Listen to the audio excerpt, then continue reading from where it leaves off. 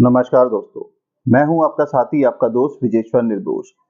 दोस्तों, पिछले एपिसोड में हमने बात करी थी कि हेड एंड नेक यानी गले के कैंसर में रेडिएशन थेरेपी के दौरान जब इलाज किया जाता है तो पेशेंट को कौन-कौन से साइड इफेक्ट्स और रिएक्शन आते हैं और आप उनको कैसे मैनेज कर सकते हैं। आज की इस वीडियो में हम सेम इसी तरीके से जानने की कोशिश करेंगे कि पेल्विक एरिया यानी कि पेट के नीचे के हिस्से के कैंसर में क्या-क्या रिएक्शंस आते हैं, आप उनको कैसे मैनेज कर सकते हैं और ये कब तक रहते हैं। दोस्तों, मैं आपको यहाँ पर बताना चाहूँगा कि जो रेडिएशन थेरेपी के दौरान रिएक्शंस आते हैं पेल्विक एरिया में, वो पर्सन टू पर्सन वेरी करते हैं। हर किसी को एक जैसे रिएक्शन नहीं आते। किसी को बहुत सीवियर आते हैं, किसी को मॉडरेट आते हैं और किसी को नहीं भी आते हैं। वो अपना अच्छे से इलाज करा के निकल जाते हैं। दोस्तों, पेल्विक एरिया में बहुत तरीके के कैंसर आते हैं, जिनमें कि बहुत ज़्यादा कॉमन है prostate cancer, cervical cancer, endometrium cancer, urinary bladder cancer. तो ये सारे पेल्विक एरिया में आते हैं। ओवरी का कैंसर होता है दोस्तों, बहुत ही कॉमन। तो ये पेल्विक एरिया में आते हैं और इनमें जब रेडिएशन थेरेपी दी जाती है तो इनमें बहुत सारे रिएक्शंस भी कई बार देखने को मिलते हैं। दोस्तों, अगर आप चैनल पे नए हैं तो चैनल को सब्सक्राइब कर दीजिए, वीडियो को शेयर करिए, लाइक करिए, ताकि हम और आप एक दूसरे की ऐसे ही मदद कर सकें। तो आइए दोस्तों, वीडियो को शुरू करते हैं। दोस्तों, सबसे पहला रिएक्शन हम लेते हैं फटीग यानी कि थकान। दोस्तों, पेल्विक एरिया में जब रेडिएशन दिया जाता है तो उसकी वजह से जो हमारा कैंसर वाला सेल है वो तो ट्रीट होता ही है, उसके साथ साथ कई बार हमारे जो नॉर्मल टिश्यूज होते हैं उनमें भी रेडिएशन लगता है, जिसकी वजह से हमारी बॉडी रिस्पॉन्स करती है और हमें थकावट महसूस होती है।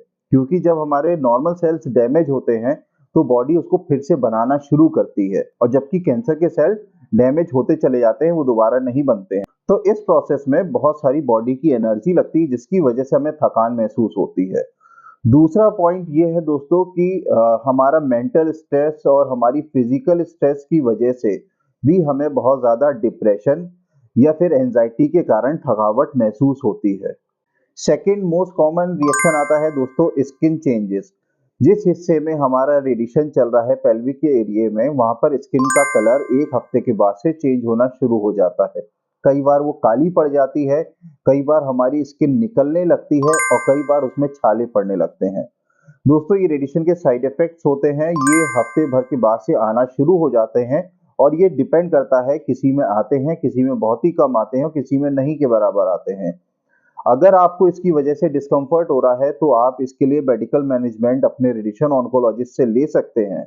और इसी के साथ साथ यहाँ पर मैं आपको बताना चाहूँगा कि अगर आपके पेल्विक के एरिया का रेडिएशन चल रहा है तो उस हिस्से में आप कपड़े बहुत ही हल्के पहनिए और वहाँ पर कपड़ों की रगड़ ज़्यादा ना लगे। आप जब नहाते हैं तो वहाँ पर साबुन, तेल, क्रीम कुछ नहीं यूज़ करना है। उस हिस्से को बहुत ही सावधानी से रखना है ताकि वहाँ पर कोई घाव ना हो। दोस्तों, थर्ड हम बात करते हैं गैस्ट्रोइंटेस्टाइनल इश्यूज। इसमें दोस्तों रेडिएशन थेरेपी की वजह से कुछ साइड इफेक्ट्स आते हैं, जिसमें हमें डायरिया का सामना करना पड़ सकता है, नोजिया का सामना करना पड़ सकता है और इसी के साथ साथ दोस्तों हमें एब्डोमिनल क्रैम्प की भी प्रॉब्लम आ सकती है, यानी कि पेट में मरोड़े पड़ सकती हैं। अगर दोस्तों ऐसी प्रॉब्लम आपको बहुत ही सीवियर होती है तो आप अपने डॉक्टर से बात करके आप इसके लिए मेडिकेशन भी ले सकते हैं। दोस्तों, फोर्थ रिएक्शन की बात करेंगे, यूरिनरी प्रॉब्लम। दोस्तों, रेडिएशन थेरेपी के दौरान ये रिएक्शन बहुत ही कॉमन होती है।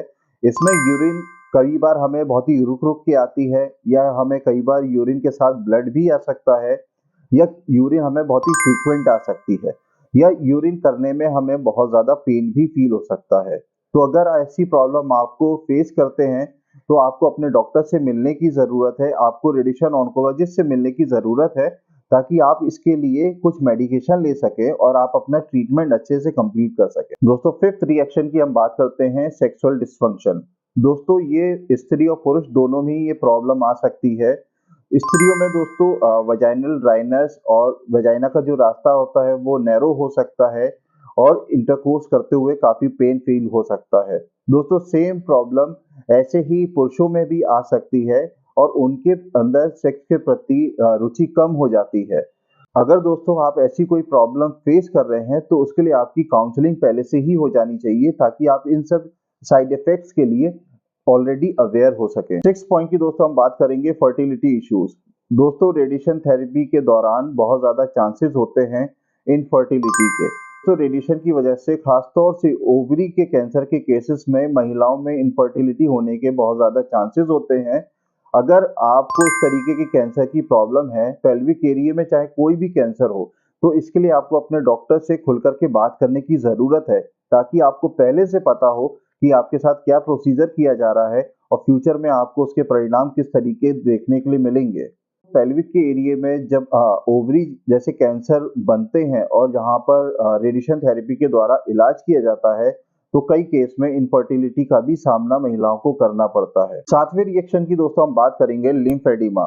दोस्तों रेडिएशन की वजह से लिम्फ नोड डैमेज हो जाते हैं, जिसकी वजह से हमारे पेल्विक एरिया में पानी भर सकता है और हमारे पैरों में और लोअर लिम्स में सूजन आ जाती है। और दोस्तों आपको इसके लिए घबराने की ज़रूरत नहीं है। इन सारे रिएक्शंस के लिए मेडिकल मैनेजमेंट बहुत ही ईज़िली हॉस्पिटल में हो सकता है। दोस्तों 8वें पॉइंट की हम बात करेंगे एब्डोमिनल ऑब्स्ट्रक्शन। दोस्तों ये बहुत ही ज़्यादा कॉमन नहीं होता है। इसमें दोस्तों जो हमारे पेल्विक एरिया में आंतें होती हैं, इंटेस्टाइन्स होती हैं, उनमें रेडिएशन की वजह से सिकुड़न आ जाती है और जिसकी वजह से उनमें ऑब्स्ट्रक्शन पैदा होने लगता है। ऑब्स्ट्रक्शन की वजह से दोस्तों हमें एब्डोमिनल पेन, डायरिया, कॉन्स्टिपेशन या एब्डोमिनल क्रैम्प्स आना शुरू हो जाता है और कई बार ये बहुत ज़्यादा पेनफुल हो जाता है, तो इसके लिए आप अपने डॉक्टर से मिलकर दवाइयाँ ले सकते हैं। दोस्तों 9वें पॉइंट की हम बात करेंगे रेडिएशन प्रोक्टाइटिस। दोस्तों ये भी बहुत ही कॉमन रिएक्शन होता है। रेडिएशन की वजह से रेक्टम के एरिया में इरिटेशन होने लगता है, जिसकी वजह से रेक्टम के हिस्से में इन्फ्लामेशन, कई बार रेक्टल ब्लीडिंग भी होने लगती है। इसी के साथ साथ हमें पेन भी काफ़ी फील होता है और हमें डायरिया की भी प्रॉब्लम आ सकती है। तो दोस्तों ये मैंने आपको बताए हैं टोटली कि पेल्विक एरिया में जब रेडिएशन थेरेपी के द्वारा कैंसर का इलाज किया जाता है, तो हमें ये सारे साइड इफ़ेक्ट्स झेलने पड़ते हैं, मगर फिर भी हमें ये इलाज अपना कैंसर का पूरा कराना चाहिए। क्योंकि कई बार साइड इफ़ेक्ट बहुत ही पेनफुल होते हैं, मगर हम इनको सबसाइड कर सकते हैं मेडिकल मैनेजमेंट के द्वारा। और जो हॉस्पिटल में हमें प्रोटोकॉल बताया जा रहा है ट्रीटमेंट के दौरान, हमें उसको बहुत ही स्ट्रिक्टली फॉलो करना चाहिए, जिसकी वजह से हमें ये रेडिएशन के साइड इफ़ेक्ट्स बहुत ही कम आए।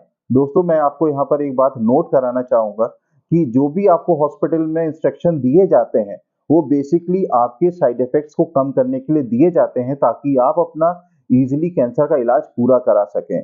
दोस्तों side effects person to person vary कर सकते हैं। अगर किसी को ज़्यादा आते हैं साइड इफ़ेक्ट, तो उसको उसी तरीके से मैनेज कर लिया जाता है। मगर खुद से आपको अपने इलाज को नहीं रोकना है, अपने ट्रीटमेंट को पूरा कराना है। और लास्ट में जब आपका इलाज एक बार पूरा हो जाएगा, उसके बाद आप वापस रिकवरी स्टार्ट हो जाएगी और आप पहले से ज़्यादा हेल्दी और पहले से ज़्यादा फिट महसूस करेंगे और आपकी एक जो लाइफ होगी, एक क्वालिटी लाइफ होगी। दोस्तों उम्मीद करता हूँ आपने इस वीडियो से बहुत कुछ सीखा होगा, बहुत कुछ जाना होगा। अगर आपको ये वीडियो पसंद आया है, तो उसको लाइक कर दीजिए, शेयर कर दीजिए, सब्सक्राइब कर दीजिए। मिलते हैं दोस्तों अगले वीडियो में, तब तक आप ऐसे मुस्कुराते रहिए, हंसते रहिए। नमस्ते, जय हिंद।